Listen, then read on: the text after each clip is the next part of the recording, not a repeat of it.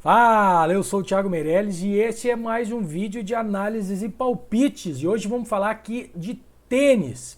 Temporada de tênis que começa na ATP Cup em Sydney essa vez.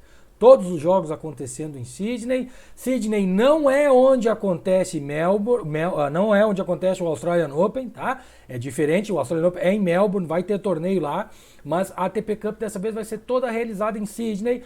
As condições, pelo que eu vi lá, não estão tão quentes como está em Melbourne, tá? E esse é o primeiro recado que eu quero dar, já que eu vou começar falando dos jogos do dia 1º de janeiro, na verdade, 1º de janeiro na Austrália, que já é 2022, mas os jogos começam às 8 horas da noite da sexta-feira, do dia 31 de dezembro aqui no Brasil. Tá? Vou falar de 3 jogos hoje. Voltando a uma pequena, rápida análise, eu vou comentar isso com vocês durante os vídeos da semana. A ATP Cup é uma competição de seleções parecida com a Davis Cup, né, com a Copa Davis.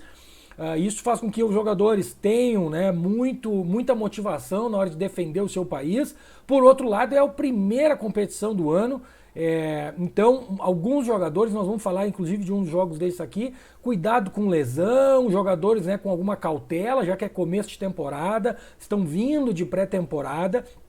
A temporada que acabou de 2021 foi muito pesada, um calendário muito cheio, então a gente precisa sempre ter muita cautela, assim como os jogadores, nós também, apostadores, traders e punters, precisamos ter sempre uma parcimônia, né? Uma sapiência na hora de tranquilidade, na hora de colocar o nosso dinheiro no mercado. A temporada de tênis está começando hoje e vai até o final de novembro ou até dezembro, como foi 2021, com Copa Davis no final, com finals, enfim. São quase 12 meses de jogos ininterruptos. Então não tem por que a gente sair acelerando a todo. A nossa aqui não é uma corrida, né? É uma competição do 0 ao 100. Nós temos que chegar lá no final da temporada com um tanque cheio de oxigênio, cheio de gasolina, ou seja, com a nossa banca viva e com, obviamente, com um lucrinho se possível. Então vamos falar dos jogos aqui, vou botar um pouquinho mais de luz aqui, gosto de estar um pouquinho ficou escuro aqui, vamos botar um pouquinho mais de luz na minha cara. Vamos lá, bota aqui, começamos aqui, ó.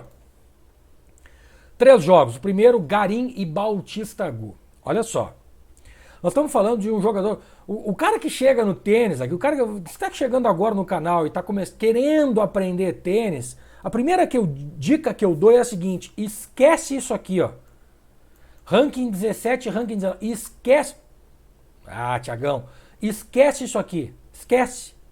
Isso aqui é o ranking, sim. É o ranking da ATP que diz que então os pontos e tal. Só que, além de não ser uma coisa que eu me fio muito, porque existem várias situações e circunstâncias que mexem nesses números, especialmente agora, a que mais impactou foi o congelamento do ranking durante a pandemia e durante maior parte do ano de 2021. Então, muito jogador deveria estar com ranking melhor ou deveria estar com ranking pior. O Garim, por exemplo, é um cara que deveria estar com ranking muito pior, porque o ano de 2021 dele foi muito pior que 2020. Mas ele passou praticamente o ano inteiro com o ranking congelado, como todos os jogadores. Então, o ranking dele ficou praticamente no mesmo lugar. Ele fez uma temporada de 2020 muito boa, a 2021 não foi nada boa, e eu vou mostrar isso aqui para vocês. Olha aqui, ó.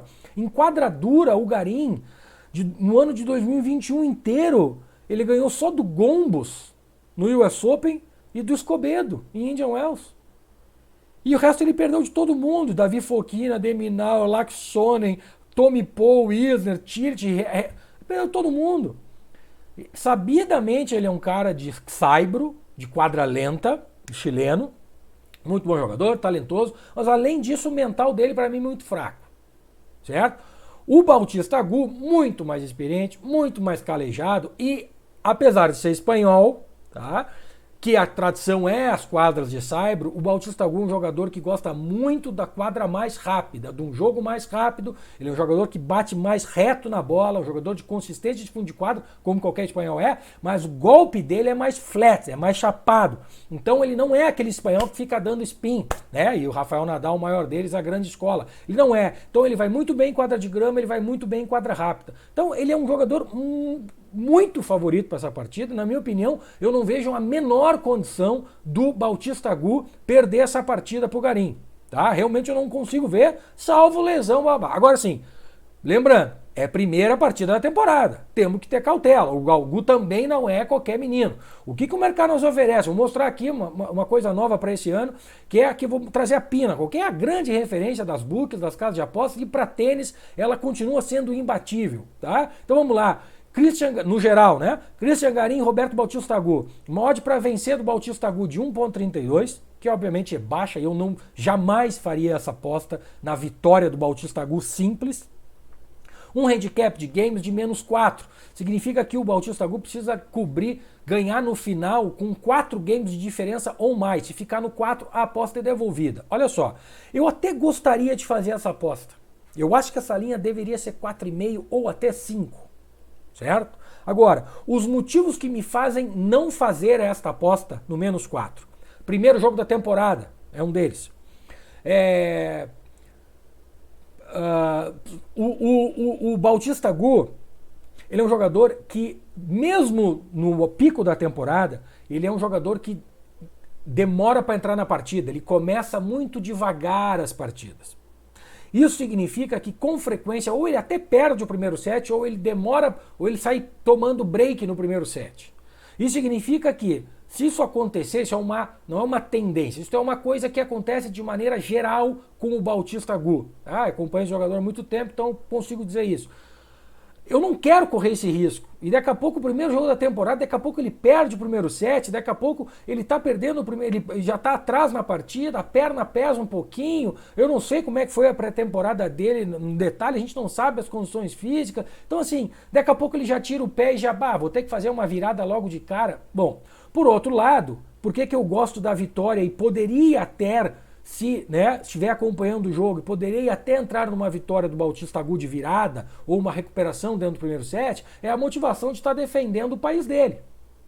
Rafael Nadal não foi para lá. Por que será que o Rafael Nadal não foi disputar a ATP Cup? Para não ter, na minha opinião, tá? Ninguém não me contou pelo WhatsApp isso. Isso é a minha opinião. Por que eu acho que ele não foi para a ATP Cup? Para ele não ficar pressionado se ele sentir algum tipo de perna pesada, se ele não tiver muito afim, ele vê que está complicada, não vou forçar. Por quê? Está aparecendo uma oportunidade de daqui a pouco ele ganhar um Grand Slam sem a presença do Djokovic. Essa polêmica do Djokovic com vacina, sem vacina, não sei. Então ele não arriscaria isso. Então eu acho que ele não foi para lá por causa disso. O Bautista Agut está lá e está lá defendendo a bandeira da Espanha. Então eu prefiro muito mais esperar uma oportunidade possível, que pode acontecer, e pelo histórico do Bautista Agut, tem uma tendência de acontecer, de ele começar devagar e essa odd subir um pouquinho, e daqui a pouco o Garin sai quebrando, logo no começo do primeiro set, essa odd do Agut beliscar 1,70, 1,80, eu talvez entre a favor do espanhol. Com a segurança de que haverá motivação, já que ele está lá defendendo a bandeira do país dele. Tá? Então esse é o panorama para esse jogo. Acho que dá Agut, não sei se é 2-0, mas o -4 eu não quero ir, porque daqui a pouco ele tem que ganhar lá no 7-6 do primeiro set, porque saiu tomando break, aí ele recupera o break lá no final, e a gente vai para aquele cenário de tie break de primeiro set, e aí ele já vai ter que fazer no mínimo um 6-3 no segundo set para cobrir o -4 e dar um void. Senão é só um 6-2 para a gente ganhar a aposta. Tá? Então, prefiro esperar uma oportunidade ao vivo para entrar a favor do espanhol Bautista Agut. Outro jogo que a gente vai falar é, para mim, o melhor jogo, segundo melhor jogo do dia. Ou deste dia, sim, né? Porque o outro jogo que eu vou falar é na madrugada. Mas vamos lá, Schwartzman e Basilashvili. Muito interessante esse jogo aqui. Muito interessante. O Schwartzman terminou, os dois terminaram a temporada muito bem. Muito bem. Basilashvili fez uma temporada excelente e é um jogador extremamente perigoso. É um jogador que nos dias dele ele ganha de praticamente todo mundo no circuito. Qual sempre foi o problema dele? Instabilidade. Inclusive passou por 2 anos de muita instabilidade, com problemas particulares e tal, algumas acusações, sei lá o que, fofoca, se não é, não sei. Eu sei que passado isso, e foi logo no começo desse ano, de 2021, ele teve um ano muito bom. Schwartzman terminou o ano fora do top 10. Ele terminou 2020 dentro do top 10, 2021 terminou fora. Teve um ano bom, dentro da consistência dele. Aliás, para quem acha que o Schwartzman só joga cyber, uma coisa que eu sempre falo, Em 2021, se vocês forem ver os números, ele ganhou mais partidas em quadra dura do que em quadra de saibro, percentualmente. Tá? Absolutos, é claro, porque jogou muito mais quadra dura do que quadra de saibro, mas percentualmente ele ganhou mais em quadra dura do que em quadra de saibro. Então é um jogador, sim, que vai bem em quadra dura. Né? Não à toa, não seria assim se não fosse o número 13 do mundo, não, né? Ou não seria número 13 do mundo se jogasse só saibro. Agora é o seguinte, como é que esses caras terminaram a temporada? Vejam só, o Basilashvili fez aquela campanha espetacular de Indian Wells perdendo para o Norrie. Isso foi até final, se eu não me engano. Né? Foi perder na final do Norrie, num título que poderia ser o de Masters 1000 dele. Depois, aí vem o final da temporada, né? Ganhou do Busta e depois foi perder do Berrettini num jogo que ele deveria ter ganho, se eu não me engano. Depois Paris Manarino, né? Já nem olho. Mas foi uma temporada de quadradura, se a gente botar o filtro aqui de quadradura, ó, uma temporada do Basilashvili espetacular, olha aqui. Uma temporada espetacular. Olha aqui. Né? Perdeu nas Olimpíadas, por exemplo, se a gente pegar o segundo semestre, depois da gira de saibro, ele foi perder para o Zverev nas Olimpíadas, que foi medalha de ouro. Perdeu para o Hurkacz em Toronto, que se eu não me engano fez semifinal ou final aqui em Toronto. Depois ele perdeu para o Fonini, logo depois, né, numa descansadinha clássica para se preparar para o US Open, e no US Open ele foi perder do Opelka. Bom, o Opelka também fez perder do Opelka, pega um dia que o Opelka tá sacando muito, é difícil ganhar do Opelka, não tem problema nenhum essa derrota. Perdeu pro Monfils num jogaço, numa semana que o Monfils estava monumental em Mets. Depois Sonego em San Diego, depois e o Norrie, como eu falei. Então assim, baita temporada do Basila. E o Schwartzman, também uma boa temporada. Olha aqui, se a gente pegar depois das Olimpíadas, ele nem jogou Olimpíadas, não, jogou assim, jogou muito tênis o Schwartzman, olha aqui, ó. Perdeu do Caixa Nova nas Olimpíadas, depois vai perder pro Bautista Agut, perdeu do Ruud, perdeu do Van Zundspel, naquela partidaça do US Open. Aí depois que Lever Cup, né, isso aqui é amistoso. Rublev, perdeu o San Diego. Perdeu no Norrie, Indian Wells, onde o Norrie fez final, foi campeão. Perdeu pro Sinner, campeão na Antuérpia também. Então assim, grande temporada do Schwartzman. O que o mercado tá me dizendo aqui? Schwartzman favorito 1,53, 1,537, 1,54 arredondando, Basila 2,64. Olha só, eu não sei se o Basila tinha que estar pagando tudo isso não, tá? E agora, se você está chegando agora para o vídeo também aqui no canal, conhecendo agora, essa é uma característica minha no tênis. Gosto muito de zebras. Gosto muito de atuar a favor de zebras, tá? Então não se assustem, tá? E no tênis dá para ser bastante lucrativo atuando a favor de zebras. Bom, isso aqui é o primeiro jogo da temporada, isso aqui é a ATP Cup, né? O Basila vai estar defendendo a Georgia, ele não está lá passeando, tá? Os dois tiveram uma temporada muito parecida, muito boa. Eu não sei se o Basila tinha que estar 2,64 aqui. É primeiro jogo da temporada para ele, mas é primeiro também para o Diego. Eu acho que vale a pena meia unidade na vitória do Basila aqui. Acho que vale a pena meia unidade na vitória do Basila para quem gosta de acompanhar as entradinhas na zebra aqui. Vou no mais 3? Não vou. Quem acompanha sabe que eu não vou no mais 3. Mais 3 para mim não tem valor. Ou vai na zebra ou não vai. Na minha opinião. Tá? O mais 3 no longo prazo não se paga. Handicap de zebra, na minha opinião, é mais 4 para cima. Menos que isso, vale mais a pena a zebra. Então, over, pode ser. Mas 22 eu acho que está justo, não vejo valor. Acho que é a linha. Acho que é a linha que tem que ser. Isso aqui pode muito bem ser um 7-5-6-4, 7-6-6-3. Pode ser um tie-break no primeiro set que pode, né, definir moralmente o jogo. Mas eu gosto mesmo de colocar meia unidadezinha a favor do Basilashvili. Certo? Por quê? Por quê? Prestem atenção para quem que o Basila perdeu. O Basila perdeu para o Zverev, grande sacador. Perdeu para Hurkacz, grande sacador. Perdeu para Fonini, jogo parecido com o do Schwartzman. Perdeu para Opelka, grande sacador. Perdeu para Monfils, grande sacador. Perdeu para Sonego, grande sacador. Perdeu para Norrie, jogo parecido com o Schwartzman também. O Norrie, né, naquela época estava ganhando de todo mundo. Perdeu para o Berrettini em Viena, grande sacador. Vocês viram? Norrie e Fonini, as outras derrotas é tudo contra cara que saca muito. Claramente, os números mostram uma coisa que quem acompanha já sabe. O Basila se frustra muito quando joga com caras que sacam muito porque ele não consegue entrar na partida. E o Basila é um cara que precisa de ritmo. O que o Schwartzman vai dar pro Basila? Ritmo. O Schwartzman vai ficar trocando bola com o Basilashvili. Só que o Basila, como é a primeira da temporada, pode entrar em quadra e começar a dar foguete para fora da quadra. Pode. Mas ele também, num clique, como foi inclusive uma partida contra quem foi aquela partida que eu estava contra ele e ele virou a partida contra, não me lembro quem, Albert Ramos e Indian Wells. Ramos sacou pro jogo.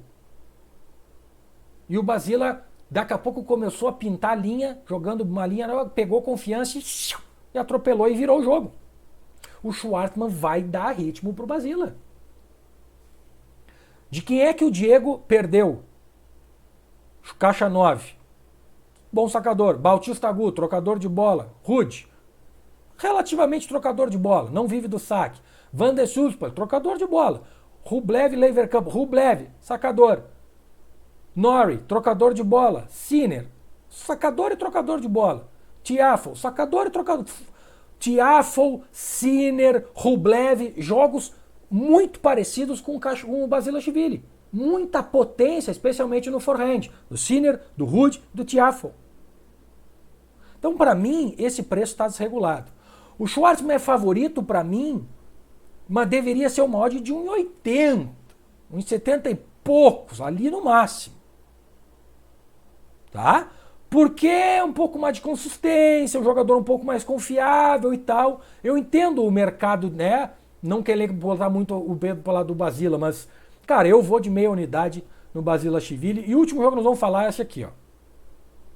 Mr. Toilet Man, né? O garoto do xixi. Adora dar uma idinha pro banheiro. Provavelmente o protagonista da maior polêmica do circuito de tênis de 2021, né? Quando ele várias vezes pediu para ir no banheiro quando estava perdendo. Pega Hubert Hurkacz, pela primeira vez terminou a temporada como top 10. Grande temporada de Hubert Hurkacz. 3 títulos da ATP. 3 títulos de ATP. O grego Tsitsipas dispensa comentários, dispensa apresentações, certo? Mas o final da temporada dele foi triste. Bem triste. Né? Inclusive perdeu para o glorioso Basilashvili, que acabamos de falar. Vejam o poder do Basilashvili. Tá? Depois ele foi a Viena e a lesãozinha no cotovelo dele começou a incomodar. Perdeu da Tiafoe, Popyrin e depois perdeu para o Finals no Rublev e foi operar o cotovelo. Então vejam que ele operou o cotovelo agora, no comecinho de dezembro.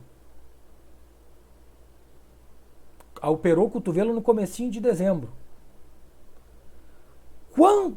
Quanto que esse cara, do comecinho de dezembro para agora, digamos, vamos lá, ele jogou dia 15 de novembro, ele entrou em quadra para jogar com o Rublev.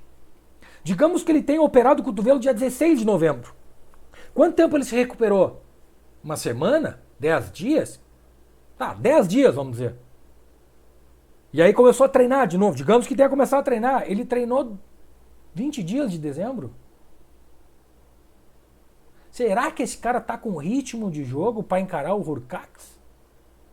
Que obviamente no Reto Reis inteiro o Tsitsipas sobra, mas em 2021, que foi quando o Hurkacz de fato mudou de prateleira, foi 1-1. E numa quadra dura como é em Miami, como é, mais lenta que Sydney, claro, mas uma quadra dura, outdoor, como essa aqui, que ele vai jogar hoje, nessa madrugada, 4 e pouco horário do Brasil, 5 horas horário do Brasil, está previsto, ele ganhou. E ganhou em abril, não era agora no final da temporada quando o Tsitsipas estava em queda livre, ganhou em abril. Então, mais uma vez, né, aqui, vamos lá, quadradura do Hurkacz, né, perdeu todas no Finals, mas é Finals, né, Medvedev, Sinner e Zverev. Para quem ele tem que perder mesmo. Depois disso ele perdeu para quem? Andy Murray, pô, Dimitrov, Karatsev, André, eu já falei do Hurkacz aqui, né? Muitas vezes nesse vídeo eu falei, o Hurkacz é aqueles cara que faz uma semana e daqui a pouco ele tem uma derrota do nada, que é tipo essa derrota do CEP no US Open, né? Mas ele ganha, ele perde Medvedev, perde Busta, Karatsev, é tudo cara, né? Claro que o Tsitsipas é mais jogador que o Hurkacz, né? Eu não posso dizer que não, ele é mais jogador que o Hurkacz, mas o cenário, imagina assim, o Tsitsipas acabou de fazer a operação no cotovelo. Aí ele chega para jogar agora aqui a ATP Cup. E a Grécia É ele e mais ninguém. E a Grécia nunca consegue fazer nada e mais uma vez ele tá lá porque o sistema de pontuação bota a Grécia lá e o Tsipras vai jogar, mas não tem ninguém que joga com ele. Então a Grécia não faz nada. Então ele defender a Grécia lá, né? Diferente da Espanha que tem chance, diferente da própria Polônia que, né, talvez o Hurkacz consiga, né, num grupo com a Grécia e tal, né? Tem o Marchak que deve ganhar também contra o outro grego, então daqui a pouco a Polônia tem até chance de passar, né, para os playoffs. Primeiro jogo da temporada, vindo de uma lesão de cotovelo, Australian Open daqui 15 dias. Tu imagina se no terceiro, quarto game dá uma beliscadinha naquele cotovelo. O grego vai tirar o pé. O grego não vai com tudo para cima. O grego não vai querer fazer um jogo de 4 horas contra o Hurkacz logo de cara. Isto posto, mais todas as condições tenísticas que eu considero que o Hurkacz tem todas as condições de sempre ganhar do Tsitsipas, e os números dizem isso, eu tenho que ir a favor do Hurkacz aqui. E aqui eu vou com uma unidade a favor do Hurkacz, a 2,36. A saúde caiu, a saúde estava quase 2,50. Tá? 2,36 eu ainda acho que dá para pegar uma unidade a favor do polonês Hubert Hurkacz. Fechou por hoje, uma boa sorte, um grande ano para vocês, para nós todos, muito sucesso, muita saúde, como eu sempre gosto de dizer, um grande abraço, deixa o like, comenta, compartilha, keep it green.